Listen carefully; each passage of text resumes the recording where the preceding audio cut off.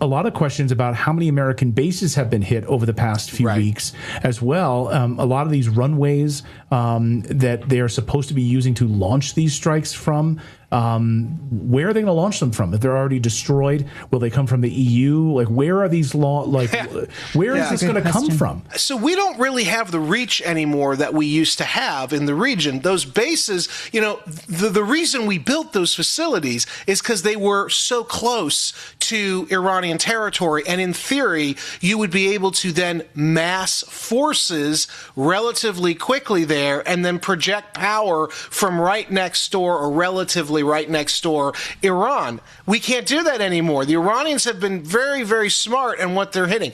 They are hitting not only the runways that you mentioned, which means we can't launch aircraft from there. We can't launch possible, invasion planes, airborne assault type planes. We can't do any of that. So that we're going to have to come in from farther over the horizon. That's more fuel. We're running out of aviation fuel, by the way. That's more fuel, though, and it's also more expensive, and it's more dangerous because the longer they're in flight, the easier it's going to be for the Iranian air defense guys to pick up those assaults and, better prepare to defend them by shooting those planes down. So there's that.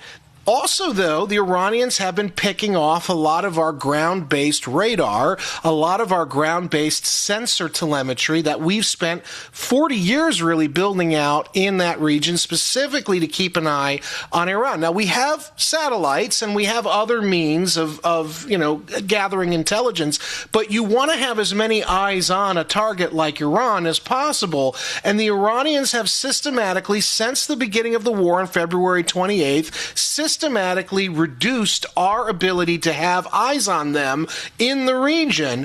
We have not reconstituted that ability, and every time we've tried, they've blown it up again. So this idea that we're going to be able to launch attacks, technically, yes, the bases are not totally destroyed, but they're combat ineffective. Another thing also, you brought up the Kuwait thing. I was talking to David Pine the other day, who is a former Missile Defense Agency guy, senior executive, retired, and he was mentioning to me, because I don't think the Marine Expeditionary Units are going to go for a landing. They can't get into the strait. It's too sealed off. But he told me, he said, I think they might try to do, the American side might try to do an air assault on Karg Island coming in from Kuwait using the 82nd Airborne, which of course is insane, because now you're talking about flying these guys over, dropping them into the middle of the night. It's an 8-kilometer wide island. There's 1,000 at least personnel on the island there waiting for them. The Iranians have spent the last couple, 5-6 months booby trapping the island. They've ranged their swarms of missiles and hypersonic weapons and drones, which apparently are basically limitless. We can't destroy the production facilities because they're too far underground. So they're going to range. They've already ranged the Karg Island. So now you're talking not a marine landing where they physically take control of the water around it. You're talking about flying these guys in and dropping them into the soup and hoping it all works out.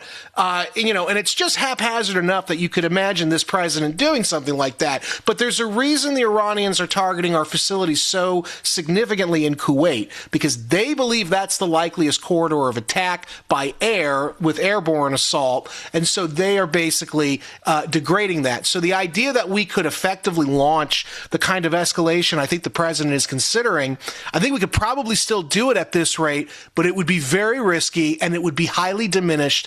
And the chances that those things get taken down before they can even do what they're supposed to do is very high.